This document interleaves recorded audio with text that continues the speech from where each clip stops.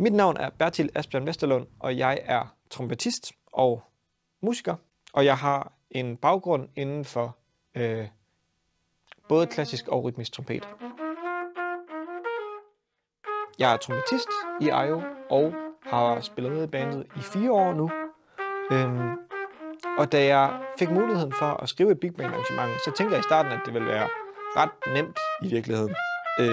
Det kan ikke være meget sværere end at skrive et normalt nummer, og så bare skrive det ud for en masse stemmer.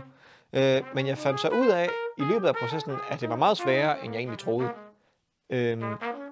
Jeg gik igennem rigtig mange forskellige versioner af mit nummer, og så til sidst nåede frem til den, som vi skal spille her i orkestret. Jeg tror, der er mange forskellige inspirationskilder i forhold til det her nummer, Boxes. Der er et bestemt stykke, hvor jeg er blevet meget inspireret af sådan videospilsmusik, hvor at jeg spreder en melodi ud i en hel masse forskellige stemmer, så det ligesom bliver sådan blip-blop-agtigt, men det så kommer til at samle sig til sidst som en samlet melodi. Så hvis man hører de enkelte stemmer for sig selv, så kommer det til at lyde meget specielt, men når det kommer samlet sammen, så lyder det som en samlet melodi, der så er spredt ud over et helt orkester.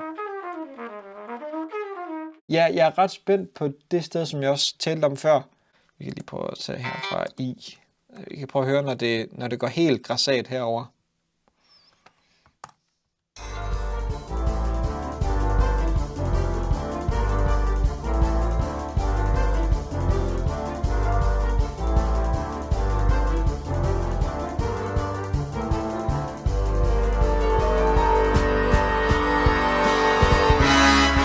Jeg er også spændt på, om vi kan holde den her takt præcist, fordi at hele nummeret ellers går i 5, og der er så lige 1 takt i 6.